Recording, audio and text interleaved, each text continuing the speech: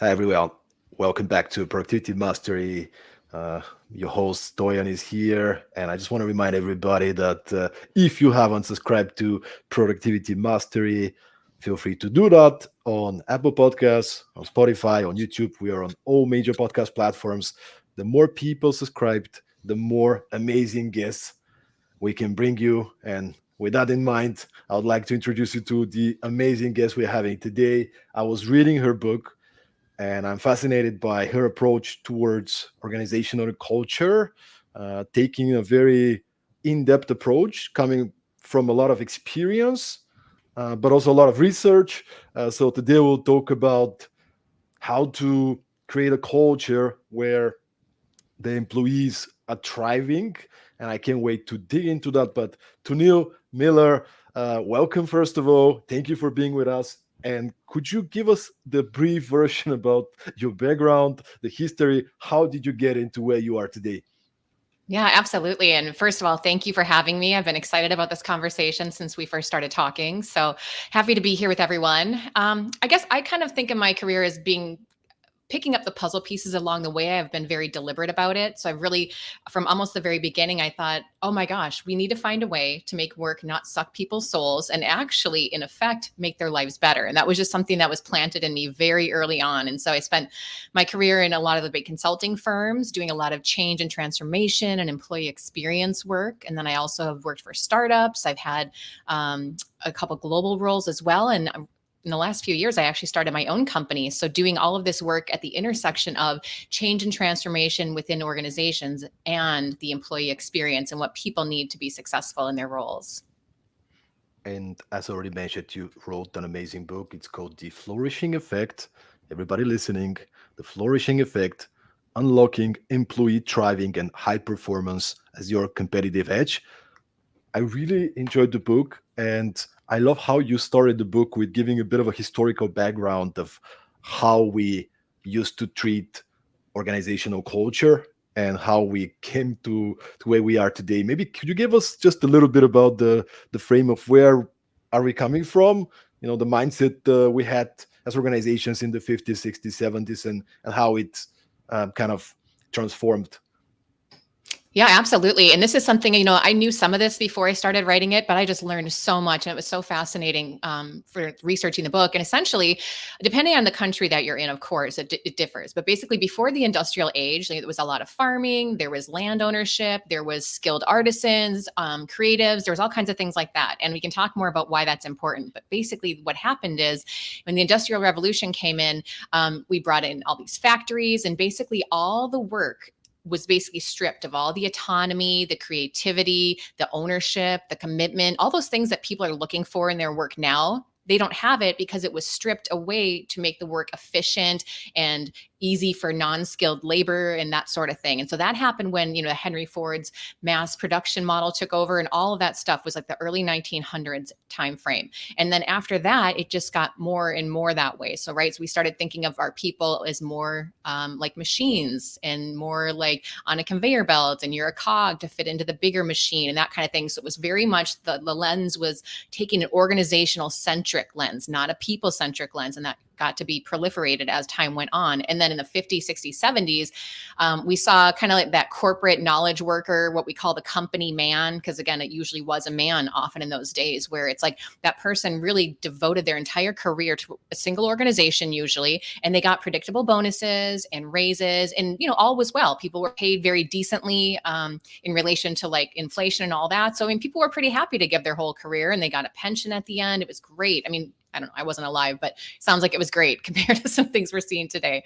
And then what happened is when Milton Friedman's doctrine hit the scene in the 1970s, that's when it started changing even more in a little bit of a different direction, in the sense of we have Jack Welch coming in the 80s, and the whole mindset shifted even more so from let's reward people and things like that to let's really make it all about the stock price, right? So it's all about the stock price. And what that meant was to them and their doctrine was squeezing as much out of people and like resources and materials as possible in order to get the stock price to a certain piece. And it's a very short-term game. A lot of layoffs came in. So before that time, we didn't have layoffs. We didn't have these mass layoffs that we have now all the time, but that started then. And then from there, it's just kind of, I don't want to say gone into a downward spiral, but it's just kind of gotten worse and worse in a lot of ways. And so that's how we ended up where we are today. It's super interesting. In the book, you're quoting a study, a research study by Gallup that states that 85% of employees are disengaged today. What do you find to be the main reasons for that? What are also the consequences, if we think about of this type of disengagement?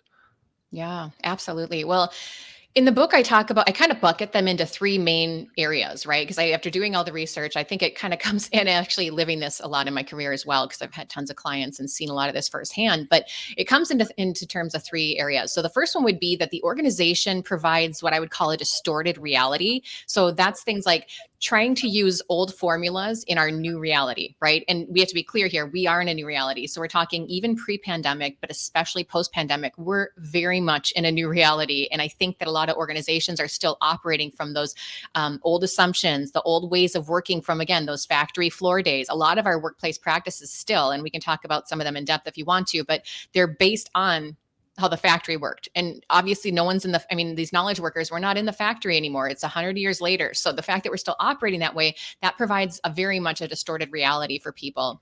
And the second bucket, I think, would be work practices that contradict human nature. So if you think of many of the ways, again, the organization operates, it's from that organizational lens, not the person, not the human lens, which means they stifle a lot of human needs, such as autonomy, growth, agency, mastery, certainty, meaning, all that stuff that we are looking for in our jobs and our lives as humans. The organization actually stifles it in the way that it operates. So an example of this one would be the return to office demands post-pandemic. That's a big one, right? That one, micromanaging, that kind of thing, that's very much stifling the need for autonomy of adults, of adult humans. So that's a big one. And then the third bucket, as I see it, is really not viewing things through the employee lens. Again, so it's like, if you think about one of the key tenets of behavioral economics and like persuasion psychology, one of the key pieces is make it as easy as possible for people to do what you want them to do. So if we want employees to deliver high performance and do great customer experience and all these things that we want them to do, we have to make it as easy as possible. And unfortunately, a lot of organizations have a ton of friction, and that friction gets in the way of doing what we need them to do effectively. It's like a second job on top of their job. So that's kind of like, I can give more examples if you want, excuse me, but those are essentially the three buckets. And then when you think about like the cost of disengagement and like the hard metrics that we're talking about, it's not chump change. It's like, I think the last stats I was looking at, it's around 9 trillion with a T dollars annually is what it costs. And then there's another trillion, I guess, on top of that. And that's from the attrition from the people that are leaving, right, and quitting. And then when you think about that, plus the fact that I think it's another 7 something trillion on top of that, that's for the lost productivity for the people that are staying. So if you think about that, that's like trillions and trillions and trillions of dollars that it's costing everybody. And that's not even talking about the psychological impact on people and like the burnout and all that stuff that comes from that. So I'm going to pause there, but that's kind of a little overview of where I think the disengagement comes from. Like if you want to bucket it, and then some examples, and then also what it's costing us. Super interesting. And I think for the listeners, it'll be interesting also to learn, what do you think is going wrong? Like, what are we not doing well when it comes to the leadership, the management of organizations, the organizational structure? Do we lack the proper training, management and leadership training? Where is it that we're doing things wrong? Yeah, well, and I love that you brought this question up, because this is something that it's almost hard for a lot of folks to understand what I'm about to say. Like, they think they'll get it, but they probably maybe didn't think of it this way, or I don't know, I don't see a lot of people operating this way. And the reason I have the vantage point that I'm going to share with you is because, again, my work has very much been, it's not just HR, it's not just leadership, it's not just consulting. It's like, I've kind of done all of that. So I've kind of seen the organization, like I see the whole thing as a system, and I see how it all works together and all the different pieces. So what I think it is sometimes it is a bad leader, right? Sometimes that's the case. It's just a really bad leader who doesn't care. Sometimes it's this over here. Sometimes it's that over there. Sometimes it's the culture. sometimes it's just like people that don't know how to make this stuff work. Like it's like, oh, I got into HR because I was an operations person. Like it could be all kinds of different things. But I think what happens is it's usually a confluence of a lot of these things. I don't usually think it's not usually like a leader is just a total jerk. You know what I mean? And so I think it's just the fact that a lot of folks don't see it as a whole system. So number one, there's that. They don't see how everything, for example, they don't see how the culture and the leaders impact things. So leaders, for example, that are not walking the talk and role modeling the behaviors they want to see and that sort of thing, that's one aspect, but it's not everything, but it has a huge impact. So that's an example of it. But essentially, it's all these things that work together for better or worse in the organization that create whatever culture, whatever environment, whatever things you want to happen or not happen. It's all these factors coming together. And that's why I think in the book, I tried to really touch on, like, I mean, I think it's the part 2. Each chapter really kind of tackles each of those areas. Again, leadership, culture, purpose, meaning, like all the different things. And so I think it's just such a big thing to tackle. And usually there isn't one specific person, if you think about it, in an organization that owns this, right? Because even if you have a CHRO, they're usually doing stuff like payroll and compliance and talent acquisition. And like, it's like that kind of stuff. They don't usually think about this stuff, or they might have one person who's junior that does think about this stuff, but they don't have the clout to get things done in the organization. And then to that point, when you see how everything works together, even if there was one person that, even if it was a CEO who really wanted to make these a great organization and make all these great things happen, it's really hard for one person at any level to drive all this, because it's like a real ecosystem and it all interacts together. Sometimes we're too busy focused on the business stuff that we do not see what is going wrong, that the small kind of things that are actually big things. And maybe to kind of twist the conversation a little bit, what are some of the signs of a toxic culture, of a culture that's not empowering, of a culture that's not providing a great environment for people to thrive? Yeah. Well, here's the thing. In the book, as you know, I talk about a lot of them, and it's kind of like these things that are like, they show up in the culture and you're like, huh, or whatever, but like, it doesn't actually get to the root cause. So I'll give you 3 that I think are the top ones here and kind of how you might address them. I think the first one, no matter what it is, I think one of the biggest problems with culture is the incongruence part, right? So if you think about like bad behavior in the organization, the biggest contributor is usually that the leaders say one thing and they do something else, or they tolerate something else from certain people. So it's like that whole talking out of both sides of your mouth thing. So a parent says, yes to this, no, whatever, that sort of thing, and going back on it. I think that's one of the biggest pieces, because no matter what the culture is, anytime there's incongruence between what we say it is and what we allow to exist and happen in the culture, that tells everybody that, well, we can't trust it because, this guy over here is doing that, or that gal over there is doing that. So that's number one, I think, is the congruency piece. And it's not easy, but it's simple, right? It's like, just do what you say, just operate and behave and reward and punish the things that you say that are important. So that's number one.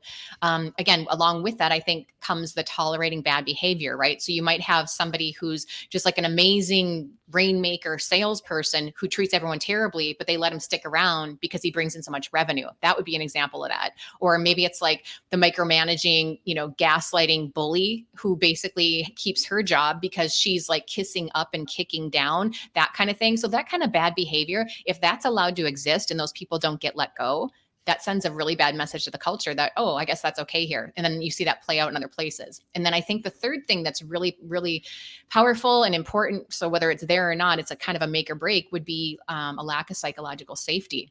So this is like when you see a fear-based culture where people are hesitant to, be their full selves. It hinders their creativity. They're not willing to take risks. They have to, I have to go check with so-and-so before I can even think about doing that. It slows the organization way down. Everyone's constantly afraid of reacting and like, oh my gosh, like what if we get in trouble for this? And like, that's actually surprisingly common. I've had so many clients over my career, and I've been really surprised at, it's not just the big ones. It's not just the small one. Like it's kind of everywhere. And it's not that every company is like that, but you see it in all industries, all different size companies. And it's just really not a good environment for people because it slows down innovation. It slows down just the ability for people to do their best work.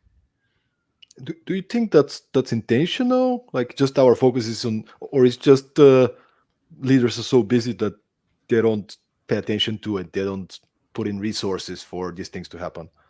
Well, here's the interesting part, and that's a really good question. And I appreciate that you're asking that because, again, I don't want to say it's only because the leaders are bad. It's not that. There's a lot of really amazing, well-meaning leaders, and I'll give you an example of one in a moment. But I think even if the leaders are really well-intentioned, the culture is like, even if you had like one really great leader or even a bunch of great leaders, all it takes is one leader that's not great, that doesn't follow the culture, that doesn't, reward the right behaviors and kind of punish the wrong behaviors and that kind of thing, or even someone who's not a leader. All it takes is for that to kind of exist and people to allow it to happen, and then it happens over here and then it happens over there, and that's your culture. So I think that's why it's so hard to get culture right, because it's not like one person has control over all of it, no matter how senior they are. It's literally everybody's job. I mean, leaders need a role model. It's almost like parents, right? Like they need to role model it. They need to reward and recognize. And I hate to use the word punish, but you know what I mean? Like not let that exist. But at the same time, that's only one step. Then there's all kinds of different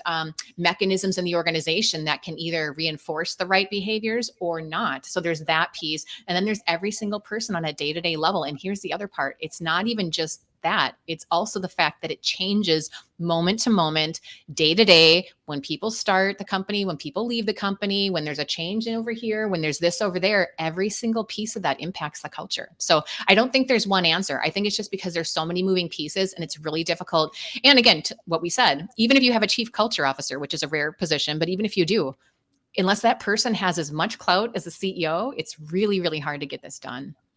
Yeah, it really depends, as you say, on the size as well. Mm-hmm. As I said, I really like your book, and in many ways, it's also complementing the book me and my co-author wrote. My co-author Cristobal Alonso. Our book is called "Perform: The Unsexy Truth About Startup Success." And Uh-huh. perform is an acronym, right? So P stands for purpose and values. Then we go with Mm-hmm. effective planning, roles and responsibilities, focus and execution, optimal energy, robust communication, and mental toughness as 7 pillars around which to build your culture. I like Um, that. and it's super interesting because we did quite a bit of research. We interviewed a lot of great leaders, exceptional leaders from small, big organizations, and it was interesting when we asked the question, when should you start paying attention to your culture and values? Most of the leaders we interviewed, for example, the founder and CEO of Miro, this Mm-hmm. 18 billion dollar company now, founded by a guy called Andrei Kusit. His answer was, day one is the time you need to start crafting your culture and crafting your values. Way Mm-hmm. And before. living them too, not just crafting them, but living them. That's right. That's right. Not just having a nice board and putting on the values and, yeah, this is amazing. Let's put it. You guys live it, right? No. You gotta live it. You gotta show an example to everybody when you're a small Mm-hmm. team, right? And as you said, somebody breaches the culture. Like, there should be consequences. Yep. And it's hard. Even if you're a small team, it's hard. And I would imagine somebody gets appointed to be an executive in a large organization with 30, 50 years of experience. How do you transform the culture, right? It's not easy, but at the same time, that's why we're here, to inspire the one person listening to this podcast, or 1,000 people listening to this podcast, individually, to take ownership and say, I have something to do. I can make a change. It could be a small Mm-hmm. change, but I can start. I can be an employee, I can be a manager, I can be an executive. I can do something. And maybe let's talk a little bit about that. Um, what would be your message to the listener out there right now, trying to think of, where do I start?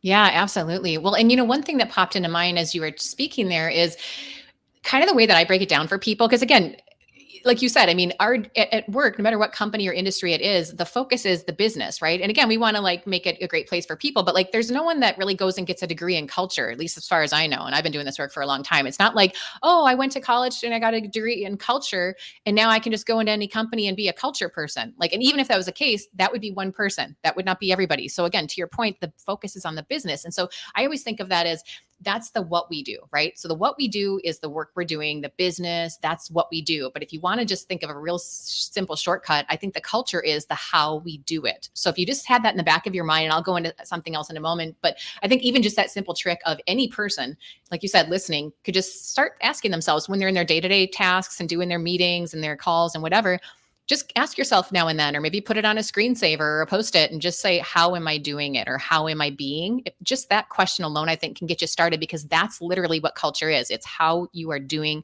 what you're doing. So just a little side note there. I think that could be super helpful. But I think, again, when we get back to the whole what somebody could do, I mean, there's not really a one size fits all culture. That's the other thing, is like there's no like right culture or great culture for every that would work for every single company or every single size. But what I do tell people is that I think what you need to do with it is you start, and this is at the leadership level, of course, but you would start with what the business is trying to achieve, and then you reverse engineer the culture to deliver that, whether that's innovation, whether that's a customer centric culture, whatever that might be. So I think you've got to really be strategic about it and start there. And then if you think about like just in general as a blanket statement, if I was going to say what is a healthy culture and like kind of how do we do that, I think I would say that the values or whatever you're prioritizing in that when you're building that, it really would need to prioritize things like learning, curiosity, respect, inclusion, and recognition, because those are kind of those outside pillars, and they're not really values. They're pillars, they're focuses. If you kind of, whatever you're doing in the culture, if you arm it with that as like the backbone or the foundation, then there's psychological safety, then there's trust, then there's more innovation, then there's more speed, and all those kinds of great things that we're looking for. So I'd say that, but I would say I would love to give an example, because I feel like there is a very good example actually that we all know very well, probably, is Microsoft. Many years ago, before Satya took over, they weren't doing very well as far as culture. I think we all know it was a pretty toxic culture. Even though they were successful financially, the culture was terrible. And so when he came in, he obviously was very intelligent and spotted this and realized that if we don't do something about this culture now, we're not going to probably be as successful as we have been. It's like what got us here won't get us there. And so I think it was only 9 months or so. He did it very, very quickly. And he completely transformed their culture from the know-it-all culture where we're all the experts and it's a fear culture and all that, to Carol Dweck's work around growth mindset, right? And they became a learn-it-all culture. So again, that culture very focused on learning, psychological safety, growth mindset, that type of thing. And some of the things that they did in order to kind of make that transformation was they had leaders and managers starting to show vulnerability and humility, right? Instead of being the right person in the room who has all the answers as a leader, it's like, oh no, now we are here to inspire the teams to learn from mistakes, pursue continuous growth, and keep taking calculated risks. And then, kind of demonstrating that, hey, I don't have all the answers as a leader, like the leaders of the past may have. But now we're embracing failure as a learning opportunity, right? So that really creates that culture where experimentation and risk-taking and innovation are encouraged. They also created, I think what I would call it is kind of like a safe to fail environment along those lines with psychological safety that we keep talking about, but just making sure that everybody feels empowered to experiment. And that the other thing with that is when mistakes happen, it can be really powerful for the leader to say, like at a town hall, or maybe it's in a communication or whatever the channels might be, is saying, hey, this A team over here, they tried this thing. They didn't, I hate using the word failure, but they could say something like it wasn't successful, but then they go ahead and say, that's okay, because we learned these 4 things and now you can apply that in your work. So just really kind of normalizing, experimenting, failing, if you want to call it that, whatever. And then really arming the managers with training and guidance and making them more coaches, right? So the managers are not like task managers anymore, but they're more so coaching and mentoring, providing support, removing obstacles, that kind of more servant mindset, coaching, real-time feedback, that kind of thing. So they did that. And again, now we're leading in the feedback thing too. I think with that, feedback is up, down, all around, right? Where we're always giving feedback. It's part of our culture. It's how we operate. Maybe we set aside, 5 minutes at the end of a meeting, every meeting. So no one ever feels like, oh, I have feedback for you. And then you get all freaked out. It's like, nope, this is just how we operate. We're always looking for ways to improve our performance, others' performance, whatever. And so it's very much an objective, non-emotional conversation where we're just providing feedback and like, what could have been better? What did we do well? That kind of thing, just super simple stuff.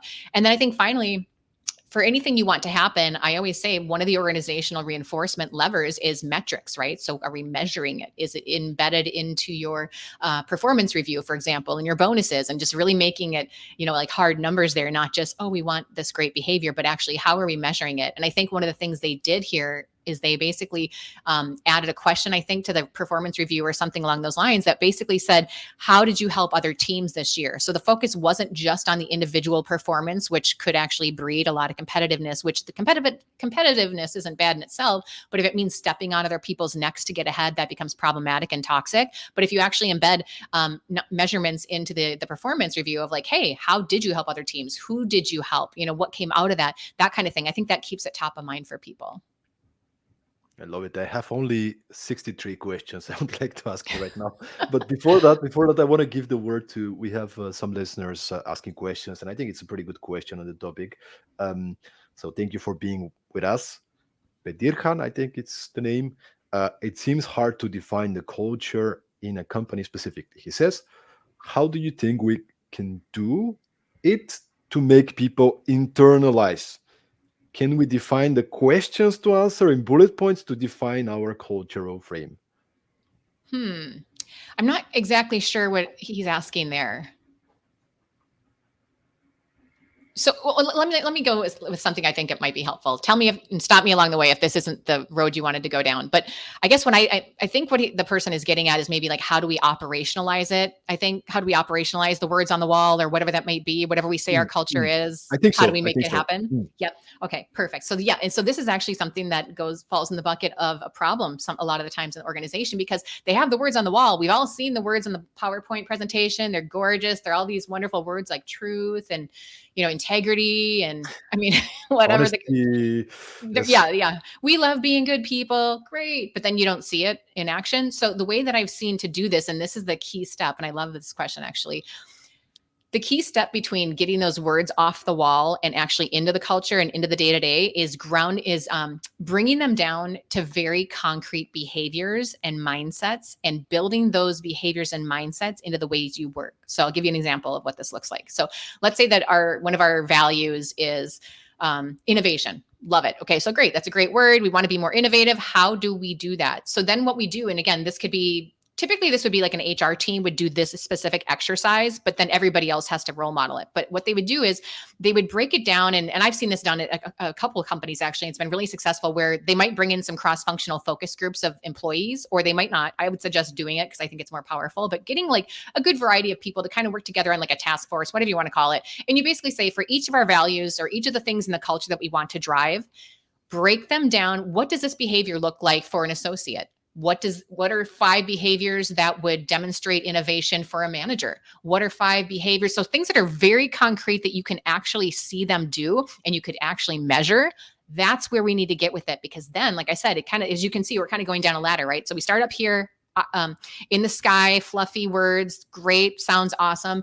And getting it down to the ground is, okay, what are the behaviors that we have to do at each level? And how do we, and like, where does that happen in our work? So is it at town halls? Is it at coaching sessions? Is our whatever that is, get it real practical into the day-to-day work and tasks for each of the different roles or levels, whatever you want to call it.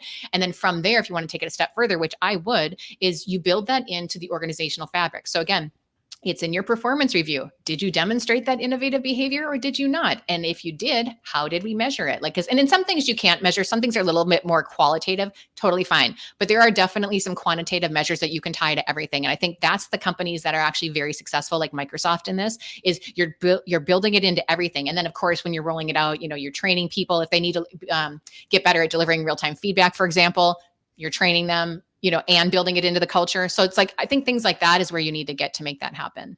And I love that you say that it has to be what really is, right? Like it's you can just, let's come together, let's bring some consultants and some communication experts, and they can nail down the values and the behaviors, and it sounds amazing, and then nobody lives it because that's not what really the DNA of the company is. And also the second point that you emphasize on, that each layer or even every team in the organization might have different sort of behaviors connected to the value, right? The management behaviors, because of the scope of what they do, it's going to be different than the whatever, the housekeeper, anyway, right? So identifying them and making them true, hey, this is not what we prioritize. This is not a value. This is not a behavior that we prioritize. Maybe it's aspirational. That's what we want to do. Okay. Punctuality. okay, the manager is late 3 times this week for meetings. What's Uh-huh. going on? Right? Like, it's how do I follow if my manager is like, Well, and you're hitting on this too. So as you're seeing, as we're talking, this is such a great question actually that this person asked, because it actually shows you firsthand what this looks like in a company. So literally just taking that one value of punctuality or innovation or whatever it is, you see how there's all these steps that you have to take. And that's a lot of the work that I do. And I think, some folks that do what we do, that's what we're doing when we're doing that. We're not just saying, oh, let's create a program over here, Taco Tuesdays or foosball tables, because people think that's culture. That's not culture. What culture is this very strategic activities that we're talking about. And then you are tying it to metrics, and then you are tying it to performance. And that's where the rubber really hits the road. right? But it's really hard to explain it in a first meeting with with somebody who's like, oh, culture, yeah, that sounds fluffy, right? Like, Well, and that's why I always phrase it with leaders, because again, I agree it does sound fluffy, and there's been so many bad examples of it where it is fluffy, and it's like a band-aid. It doesn't really do anything.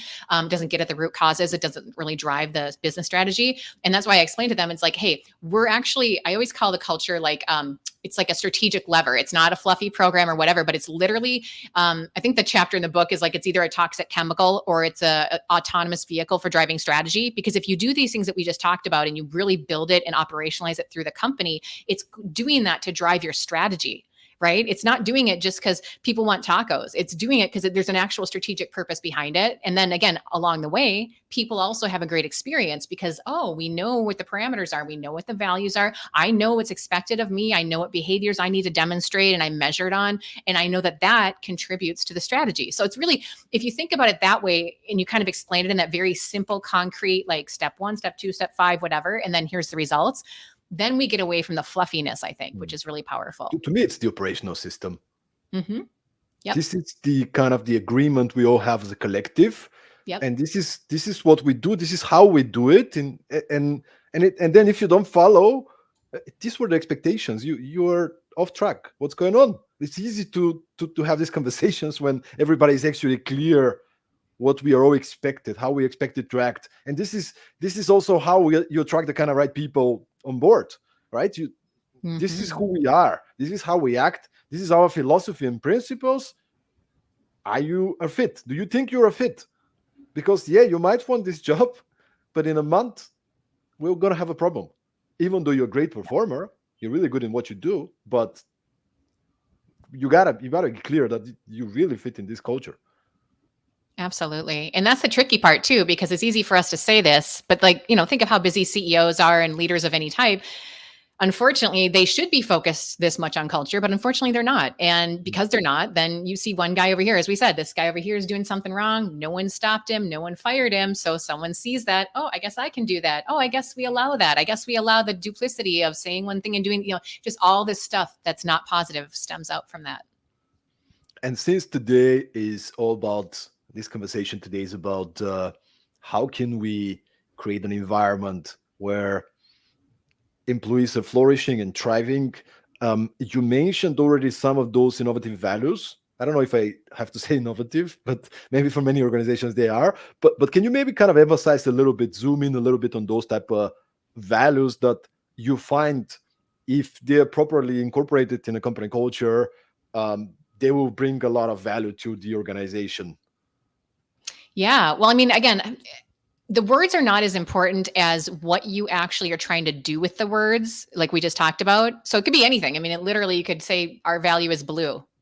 But if people know, if we do that work that we just talked about and say blue means this, and this, and everyone's holding each other accountable to do blue, whatever blue is, you know what I mean? So it's like, it's not the words themselves, but I think that if you think about like kind of like the nurturing environment or the environment where people can actually thrive, I think that in that case, it's kind of the things we talked about where, again, curiosity, learning, those really breed psychological safety and innovation. And so I always tie this to not just, is it nice to have an environment where people can bring their full selves? And yeah, that's great. That's the right thing to do. But it also has strong business results, right? Because if I come and I can offer all of my value, I don't feel afraid to share certain opinions. And like if you think of examples of where this goes wrong, like Boeing and some of these other companies where people didn't speak up because they weren't comfortable speaking up, you see horrible things like the doors blowing off the airplane and you see all these other terrible things. things, that is because of this. That is because we don't create the culture that is psychologically safe, that allows for risk taking, challenging authority, holding people accountable, right? Things like that. I mean, there's a lot of cultures, even though they mean well. So, for example, one of the things I talk about in the book is even a culture that has like, I'm from the Midwest, so it's like everyone's really nice. Whatever you want to say that means, it might be real, might not be real. I know it's not my, mandate, but the point is sometimes a culture can mean very well where the people are really nice, they care about each other, and that's wonderful. But sometimes if they're too nice and they're not willing to have candid conversations and they're not willing to challenge each other, that can also be toxic because they're not speaking up. And actually, I think we see this a lot. I think the airplane example is interesting because they were saying how something along the lines of when there's a pilot and a co-pilot, I think they said that it's safer. I forget the data behind this, but it's safer. There's less accidents, less tragedies, basically, when the co-pilot is driving than when the pilot is driving. And that's because the pilot usually is more senior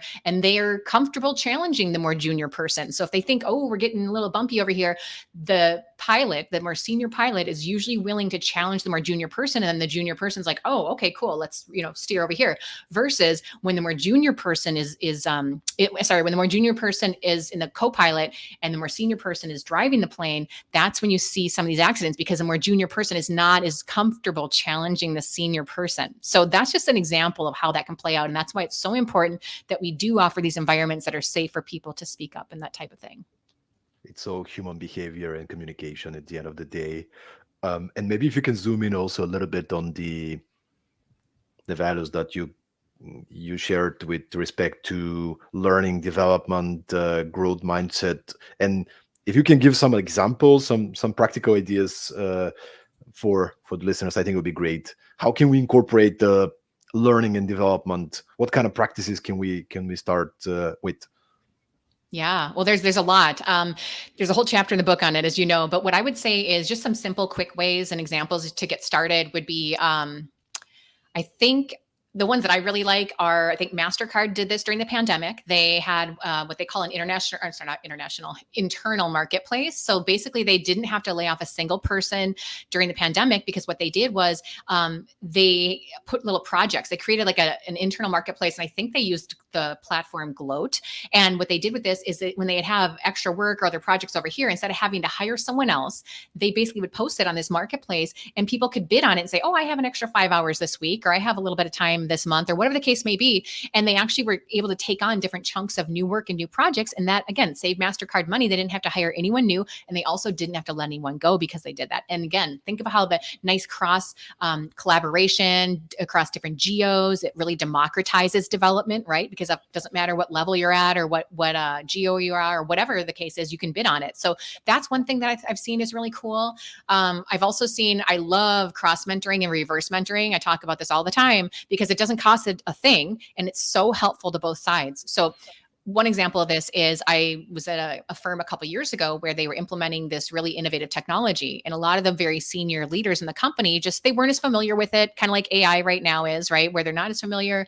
They don't really know what's going on. They're kind of afraid of it, but they do need to use it. And so what they did in this company as part of our strategy was we paired each senior leader with a very junior, very tech savvy person. So it might be like an intern or an associate. And what they did was they had like a 3-month relationship where this more junior person helped train, like white glove treatment, essentially, for the senior leader. They had this very private relationship where the senior leader could ask all the quote dumb questions. They could get help. They could understand how to use the technology in a very safe environment. And the bonus of that is the more junior person got to feel kind of like they're gaining mastery as they're doing it because they feel like, okay, I know this. I'm getting confidence and courage as I'm coaching the leader how to do it. And then also they got a lot of professional development because they were able to continue that relationship afterwards ongoing and just understand what does it look like to be a leader in this company? Like, how do they interact with people? That kind of thing. So that's a really cool program. Another one, 2 more things, and I actually did both of these in one of my roles, is the first one would be job crafting. And that is from Amy Resniski's work.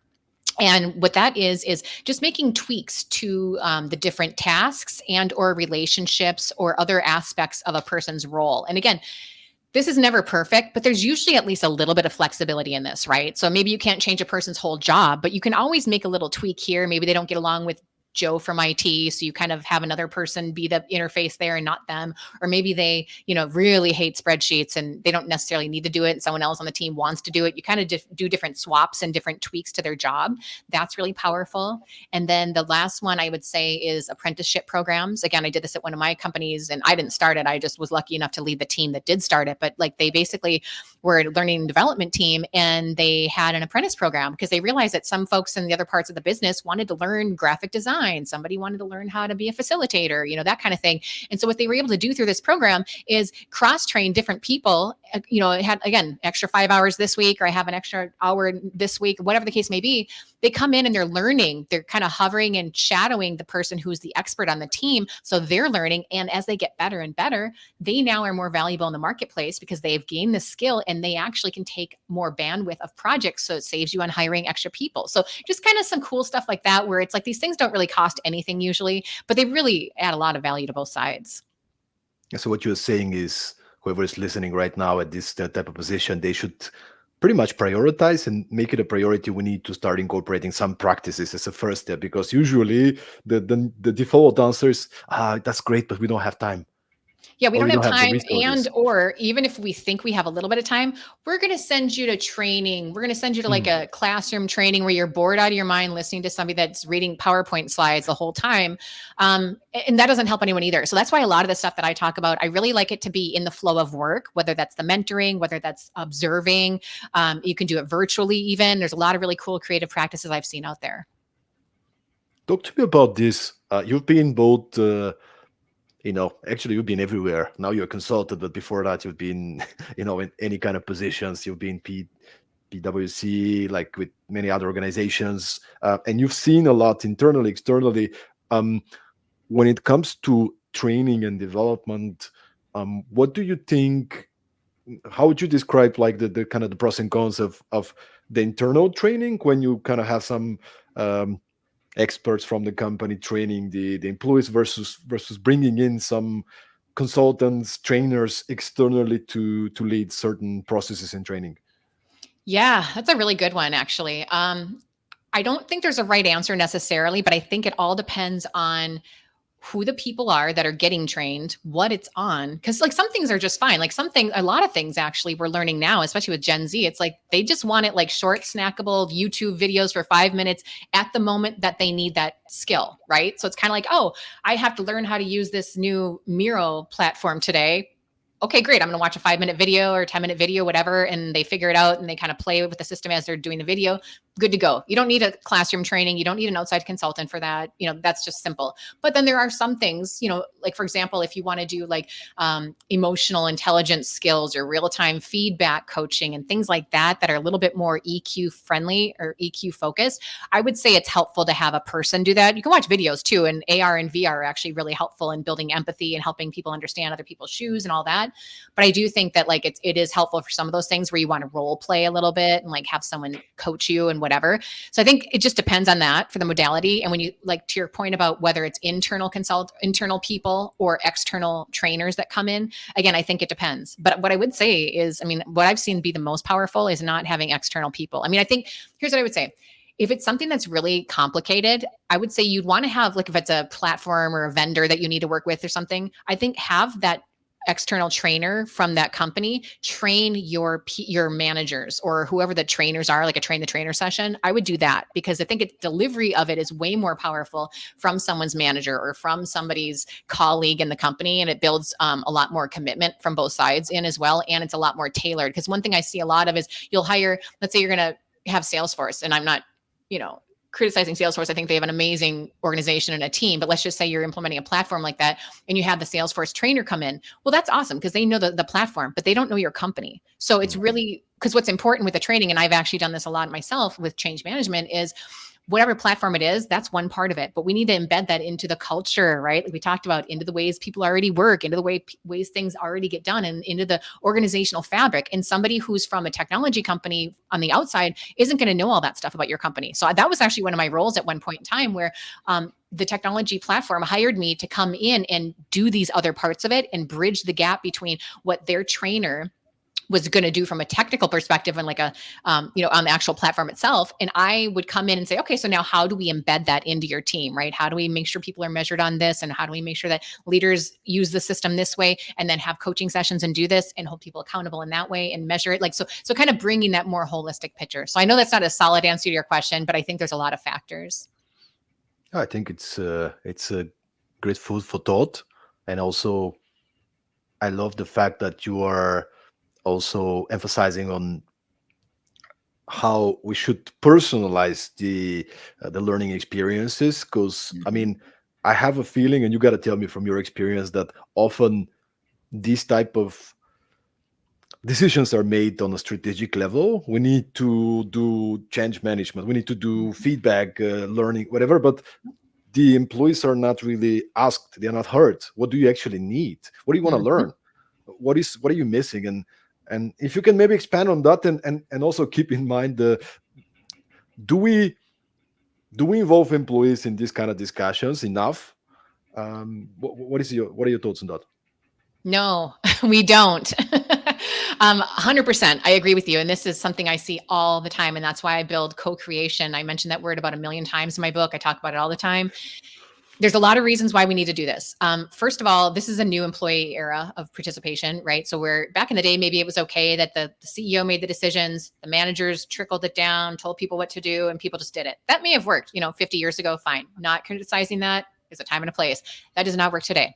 So what happens today is to your point, the CEO will buy this new platform or will say, we need to do this over here. And then they'll say, okay, so lots of times they'll just say, okay, well, let's implement Salesforce, and they wonder why they're not seeing adoption, why they're not seeing usage, why they're not getting the real business benefit. And this is where a lot of change management comes in, in order to get that business value realization of whatever platform or whatever thing you're trying to do, you have to do the stuff we're talking about. You have to involve employees, I think, at all levels, not every employee, but just maybe a cross section of people on the team that's implementing it, right? So let them give you feedback, do some pilots, do those kinds of things before you spend all the money on whatever it might be. Bring them in, to your point, find out what they need. Maybe they don't even use it. A lot of the times leaders are so disconnected, just because they're busy, from their people, that they spend all this money on all these things and no one ever uses it, and they wonder why. And they have all this technology debt, all this stuff. And it's like, because they don't need it, or they don't want to use it. They don't know how to use it sometimes, all kinds of things. So that, to your point, what we need to do is bring people in, co-create with them as much as possible. Because again, number one, that's going to get us to a better solution, whether it's a platform or whatever it is. It's going to get us a better solution because they are the one closest to the customers. They're the ones who know the use cases because they're the ones doing the work and they know where the friction is going to arise. So bring them in early, get all that stuff to the surface, because then when you do implement it for everybody else, it's going to be a lot better product, a lot better experience of them going through it, and it'll be a lot more useful, and it'll actually help you realize the value, and people will adopt it. And because they were brought in early, they're already more committed and they will get other people on board. So there's a lot of value in bringing people in early. We had another great leader as a guest on the podcast. His name is Steve Cadigan, who was Mm, the yep. first chief HR officer. I can see you smiling. I guess you At guys know each LinkedIn. other. Yep. Yes, he's great, and he emphasized maybe a couple of times during the episode, learning should be your competitive advantage. Not only learning technical skills and the stuff that you need for the job, but also providing learning opportunities beyond the job, kind of. From my experience, this is so true. This is such an underused opportunity to go and tell your people, what do you want to learn? Can I gift you this opportunity to learn something that's exactly not entirely not connected to your job, but I want you to learn. I see you wanted that. Let's go. And this creates this kind of feeling of, they actually care for me. Hmm. Absolutely. So there's so much we could say about this, but yes, Steve's awesome. First of all, I actually think I talk about him in the book, and I forget what book it was, but I'm not going to even say because I forget what book it was, but essentially exactly yes to what you just said. Because again, we want to grow and develop people. That's one of the human needs that people are looking for. So we need that for their jobs. But to your point, even if it's something 100% unrelated to their job, it's going to give them that feeling and the same benefit, the same motivation. Like, oh, I'm mastering Spanish. Maybe I don't need that in my job at all, but it's so exciting to me to learn Spanish, or it's so exciting for me to learn how to paint, or whatever the case may be, that I am energized. So even if it doesn't have to do with your job, which I would argue you can probably find a way to actually tie it to their job in some way if you're creative. But again, to your point, it makes them more valuable in the marketplace. So that's going to make them feel, again, it's that leading with generosity thing again, where it's like we're giving you more than we're trying to suck out of you, basically. I know that sounds harsh, but that's the opposite of how most companies operate. And so really showing them that generosity, like we want to make you the best version of yourself, even if it's not going to directly impact our bottom line, I think could be so powerful. Please tell me some more simple things we can do to make our employees feel appreciated, respected, and motivated. Oh my gosh, there's so much. So I guess this the way that I have framed it up in the book, because I think it's a nice, easier way to remember all these things is meeting their human needs at work. The ones we talked about in the beginning that we say are stifled a lot by companies. If we not only don't stifle them, but then on top of that, the real differentiator, I think, for companies is actually starting to meet some of those needs. So again, if you want to just talk at a high level, some of these things would be, if you think about like holistic well-being, right? So a lot of jobs and a lot of organizations, whether they realize it or not, and it's probably not intentional, they stifle the need for well-being, right? Because people can't shut off. They're so stressed out. They're sedentary all day. They're, depending on whether they're in the office or not, either way, just the way that people work today is not good for our health. And so companies can do very simple things that don't cost even any money that make a huge difference. And I'm talking health metrics, healthcare costs, innovation, performance, all that stuff. Something is, again, is setting parameters like, oh, we have a culture and we have, rules around this where we don't send emails outside of core hours, or we don't schedule meetings out of core hours, or, we give people benefits where they can go and see a therapist, like just simple, small stuff. And we could talk more about them if you want, but that's one of the needs and one of the ways to meet it. Connection and belonging. Again, stuff that doesn't cost anything. And it makes such a huge difference in people's lives, their experience and their performance would be creating connection and belonging. So leaders can intentionally create these opportunities for people to have shared experiences, shared challenges, shared purpose. So again, we're doing the work, we're doing the same stuff we're always doing, but it's all about how the leader frames it. So for example, there's this term called interdependence, and it's by David Burkus, a psychologist. And basically it's like just helping explain to people how their work impacts this other team over here, and how that team is an input to this team, and how this team impacted the client, and how this person mattered, what they did really mattered because it did this over here. It doesn't cost a thing. It's just phrasing the way the work gets done and showing them the impact of it. Like that creates a lot of shared belonging. It creates meaning and purpose. And then I think another piece is doing whatever you can to provide autonomy and agency. Again, like we talked about with adults, we don't want to stifle that need for autonomy no matter what we do, because then we get reactance, and that's a whole bag of worms. And so what we want to do here is just, as a leader, we have to set vision and direction and parameters, right? Like, here's what we're trying to achieve. Here's why we're trying to achieve it. That's a real key piece. Here's, how you fit into that, right? Connect those dots. And if there's guardrails or expectations, but then let people own it. Let them own how they get there. It doesn't matter how they get there. For example, maybe they don't have to work in the office. Maybe they like to work at night, like whatever, use asynchronous work. There's all kinds of ways that you can do this, and it doesn't even cost anything, but essentially giving people the freedom within a framework, right? So giving them the parameters and knowing why and where they're going, but then they get to drive it. They get to own it. They get to figure it out. And that just creates so much more accountability and ownership as well. So I'll pause there, but there's just a couple of things you could be doing. Oh, that's great. That's great. And often as somebody who manages people, as leaders, we forget that the information we have in our heads, other people don't have access to that. So that's part of it. It's like, it's the curse of knowledge, right? It's like you do not provide the information because it makes sense in your head, and you just, hey, can you do this? And then the person is like, I don't have a context. Where is that coming? Why is that? Or you throw a task or a project and say, you have to do this. Now this person already has 9 things to do. They get confused. That's, by the way, Tonille, one of the top 3 complaints I get as a corporate trainer and consultant from employees when I have one-on-one sessions and I talk to them about the challenges. They'll say, it's really hard to know what my priorities are, because I have these 7 different things, and then somebody from the other departments throws something at me, but they're on a higher, kind of a manager or something, and I don't know where to start. I'm not even clear what my responsibilities are. What's the level of decision making under which I can operate? So it's simple stuff, right? Providing clarity. But as simple it is, we don't actually do it. Yeah, I mean, this, you're singing my tune. I think this is kind of like culture in the sense of all the stuff we're talking about isn't rocket science. You look at my book, it's not rocket science. It's not like you read it, you're like, oh, I never thought of that. I mean, some people maybe didn't, but the point is, it's not hard stuff. It's just that no one does it because they're not deliberate about it because they're so focused on being reactive and over here. And I think what solves that problem, like you were just saying, is let's be as strategic as possible. So, for example, if I have 19 priorities, I have way too many, and that means none of them are a priority. So I need, as a leader, to make it very clear, here's the strategy, here's, of the organization, and ladder everything from there. So not just the culture, but I'm talking like every single task that someone's doing in priority.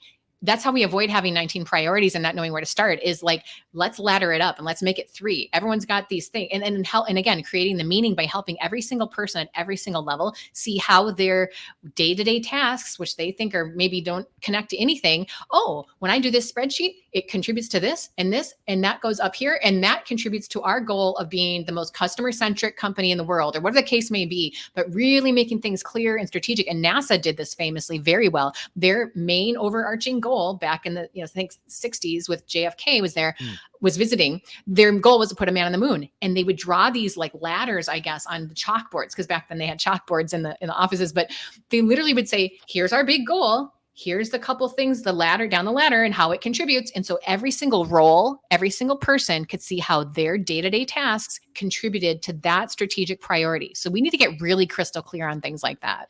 And this is so motivating. I mean, if you think about it, like there was this famous story about the janitor that I don't know Yes, if you it's a got true it. story. I don't know if it's a Yep. true story, but probably is. Probably is. If Mhm. they had this organizational charts, I mean, you really feel like, oh, I'm cleaning, but actually, me cleaning in some small or bigger way Yep. contributes to us as a nation putting a man on the moon. Coming back to the purpose, we don't really have a lot of time to talk about the purpose, but connecting everything, giving the whole picture of the people and making them Mhm. feel important, which they are.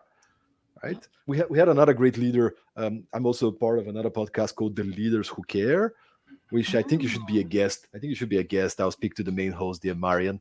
But we had a guest, and right now I can't recall his name, but he's a leader from Apple. I think he Mm. has 20 years of experience in Apple, and I mean you've heard that as well. But for him, it's a very important shift. He said everybody needs to make that. As a leader, your people don't work for you; Mhm. you work for your people. And, Absolutely. and if you show up with this kind of hat, if you're managing 2 people, you work for your people. You need to do your best to provide the best conditions for these people to succeed and to thrive at what they do. And that means I need to clarify their priorities. I need to be there for them. I need to help them to development plan. I need to listen to them many times over. I need to, if there's a bigger strategy happening and they don't know about it, I need to Mhm. make sure that I communicate it. Like it's simple stuff, but it's this Yep. consistency and this Mhm. commitment that will help you to succeed as a manager and help them to succeed as employees. Absolutely. It's a win-win. And that's what my book is all about. It's like the manager, the company overall, the people, it's all a win-win. It's not a one or the other, you win or I win. It's like, hey, you, like you said, as the manager, doing these things right now is just an investment, a foundation, and then it makes everything flourish. I love it. What a great way to kind of wrap up this episode today. It's amazing. I just want to remind everybody who's just tuning in right now, maybe the book is called The Flourishing Effect: Unlocking Employee Thriving and High Performance as Your Competitive Edge by Tonille Miller. It's on Kindle, it's on paper. Go get this book. I mean, there's so much good stuff, and the way she languages it, you're definitely gonna hit the nail. But Tunil, maybe just kind of to finish off this conversation with your final message. What would be your message to the leaders, to the managers out there that genuinely want to build an organization in which employees thrive? Yeah. Well, kind of like what we just said. I mean, I always tell them it's a lot easier than you think, right? So it's not rocket science. It's not difficult. It's just deliberateness. So just really thinking about, like, again, like we said earlier, the how you're doing things, not just what you're doing. And just for everybody listening right now and maybe wanted to connect with you as well, like how could people connect with you and how can you help organizations out there to create such a culture? Maybe just to give us a bit of a overview about what you actually do. Yeah, 100%. So feel free to connect with me on LinkedIn. I love, commenting and communicating with everyone out there. My website is tonillemiller.com. And then my company is EXT. So the website is experienceandtransformation.com. And again, I help with everything from, AI adoption, digital transformation of any type, culture, employee experience, leadership, all that good stuff. Well, thank you so much. And thanks everybody for being with us. If you enjoyed this episode, this is episode 182, meaning there's 181 more episodes. If you go to your favorite podcast platform, we appreciate if you share this episode with somebody that will get something out of it. If you subscribe to the podcast, helps us to bring amazing people like Tonille to the podcast. So thanks once again for making it to the end of the episode. And see you once again next time for another episode of the Productivity Mastery Series. Have a good one.